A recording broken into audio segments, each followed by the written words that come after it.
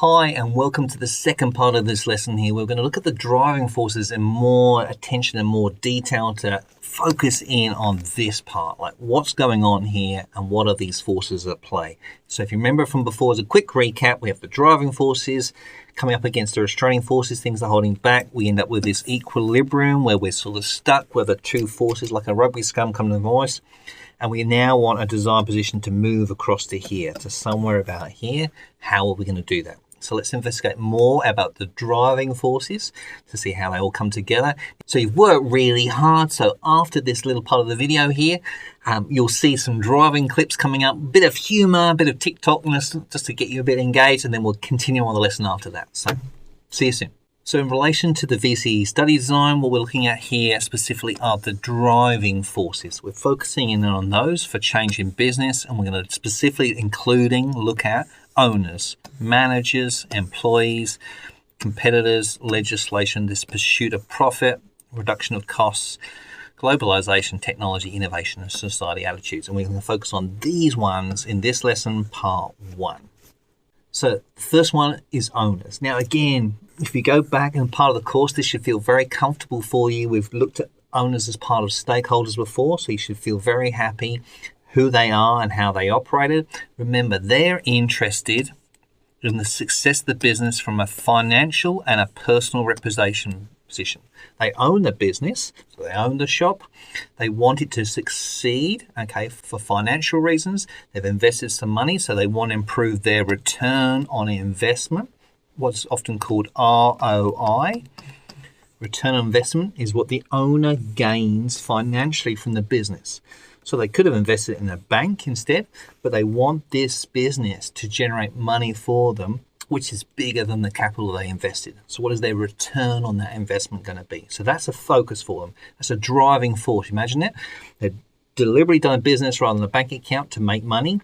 That's the force that they want to do. They want to make some more money. They may also have that personal reputation. They want it to succeed because it's going to reflect really well on them as the owner of the business.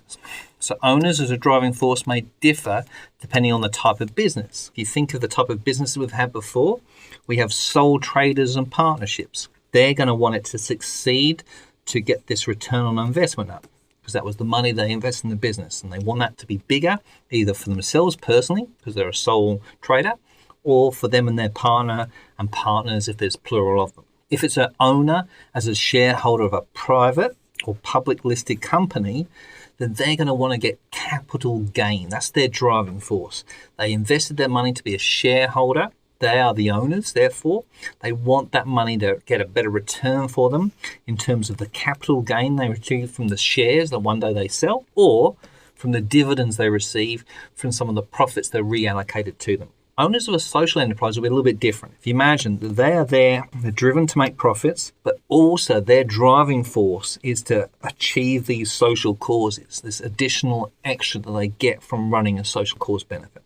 And if they're the government as the owner, they will want to make betterment for the society. So if you imagine Australia Post isn't just about profits.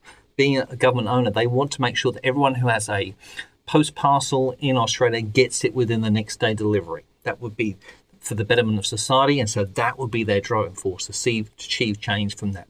So each of the owners have slightly different effects, but they still are driving major driving forces for change. Our next stakeholder group that has a big part to play in driving forces is managers. Now again, if you remember from beforehand from the stakeholders link, we looked at these in more detail, but managers, what is their focus? What is their drive here? Obviously, they're employed by the business, so job security is one part of it. Also, they get paid by the business for doing their job, so there's a financial link behind it. But there's also, if you're pushing through a change and they are linked to that change, then they will get the status of being successful in implementing that change. So there's a personal reputation or a status power aspect to it as well. So there can be, again, a major driving force for pushing forward through change. So just exploring those in a little bit more detail. So job security. If you think for a manager, it might be in their contract of employment to initiate change. It might be linked to ongoing contract. So if they want change, then the manager may know that if they don't achieve it, their employment might be at risk. They might be tied to the success of that change. If it doesn't occur, they're going to get fired. So that will be their job security aspect. Often in businesses, the managers might be given a financial incentive for achieving that change. So if you achieve in their contract that successful change, they may have some additional remuneration or shares or salary linked to achieving that change. And as we said before, the personal status, that's something they can put on their resume or future positions to say, okay, yes, I achieved this big substantial change in the business and it was my responsibility to do that, and therefore that builds my status. So you can again see there can be a major driving force for change. Another interesting group that can have a major driving force for change is employees. Okay, now we're going to see in a minute that employees can also be a restraining force, but they can be a driving force. So employees, remember, what are their interests? We go back to stakeholders.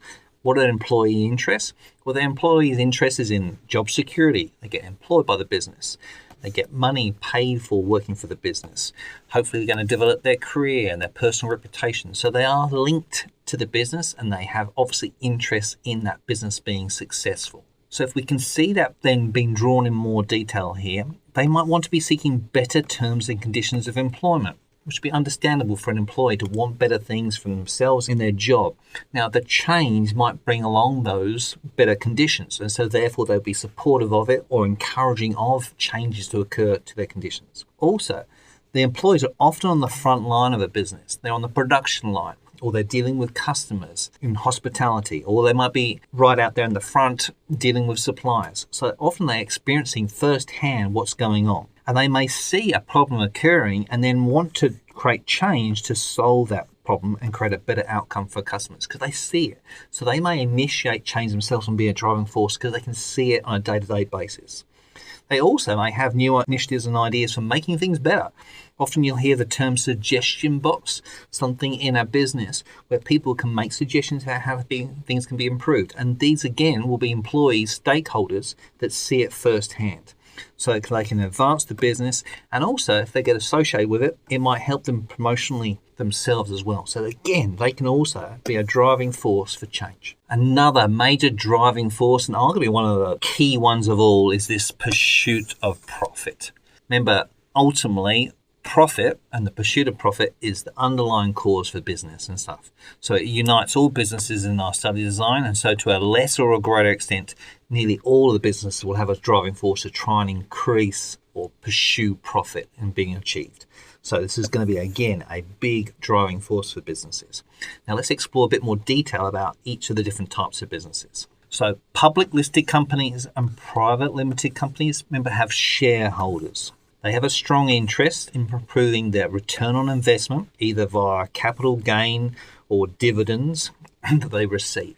So they will want the company to pursue profit to then achieve their objectives. Either the share prices increase in relation to the profit, or that the dividends get increased because they are attributed from the profits. Also remember, pursuit of profit is still important to social enterprises, because without this profit that they make to begin with, they have no funds to then allocate to the social cause. And if that's the driving force behind the business, they'll want more of that money to then be able to support that cause. In a government business enterprise, while pursuit of profits is desirable, the fulfillment of society's needs is often more important. So we've talked about Australia Post before, being there about delivering post packages. They could greatly improve the profits by charging $50 per letter, but that's not going to be in the betterment of society's interests. So that one has a more of an in-between focus, where profit's still important because ultimately the business has got to generate a profit to be in that category, but it's less important than maybe the other ones in the list here. So again, we get to the end here, a nice short snapshot summary slide where you put it all together. So we're looking at the area of driving forces, things that are forcing change to occur.